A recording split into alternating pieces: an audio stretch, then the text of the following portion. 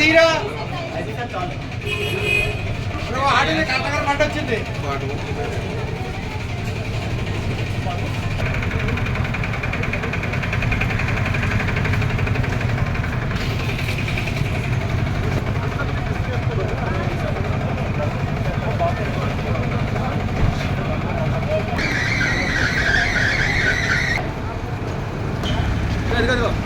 ఇంకా ముందుకెళ్ళు.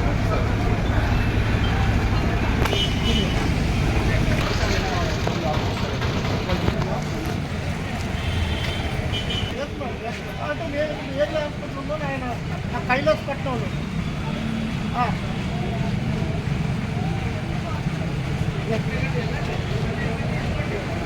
వేసుకోండి సార్. ఇప్పుడే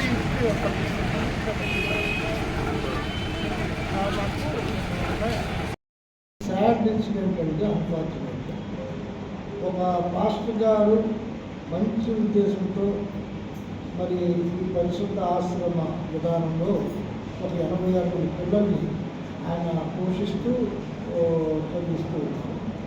నిన్న సండే అవడం కాకుండా ఆ చర్చ కార్యక్రమాల్లో తల్లిదండ్రులు చెప్పిన దాని ప్రకారం వాళ్ళకి బిర్యానీ పెట్టారు.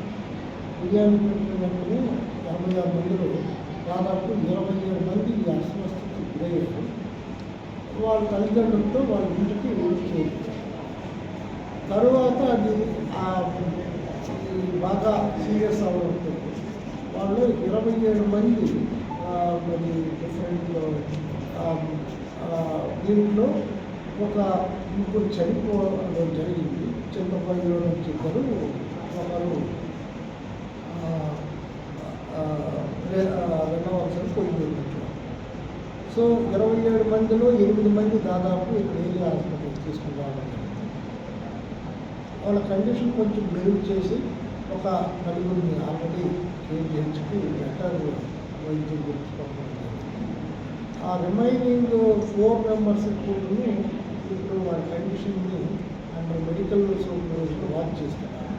వాళ్ళకి కొంత జర్నీకి సస్టైన్ అయిన తర్వాత వాళ్ళు కూడా కేజీహెచ్కి డిపెండింగ్ పాటు పర్సనల్ సిచ్యువేషన్ పంపించారు. సో ఇప్పుడు మిగతా 16 వాళ్ళు కూడా వాళ్ళ ఇంటికి వెళ్ళారు పేరెంట్స్. వాళ్ళు చింతపల్లి, పాడేరు, పొయ్యూరు, డైవూరు.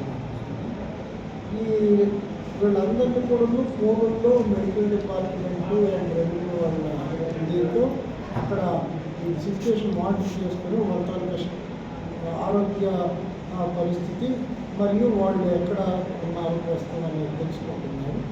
వాళ్ళకు కూడా అవసరమైతే మెడికల్ డిపార్ట్మెంట్ వాళ్ళని అక్కడ వాళ్ళ రోడ్ స్టాప్కి వెళ్ళి తీసుకుని వచ్చి ఇక్కడే కొంత మెరుగైన పరిస్థితి తీసుకొచ్చి ఫర్దర్ తీసుకెళ్ళి తరలించుకుంటారు.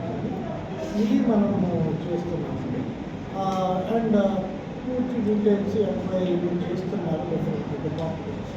ఇందులో మెయిన్గా ఎడ్యుకేషన్ వాళ్ళు కూడా చేయాలి. ఎందుకంటే స్కూల్ అది వాళ్ళ పర్మిషన్ లేదా మేము కూడా చేయాలి.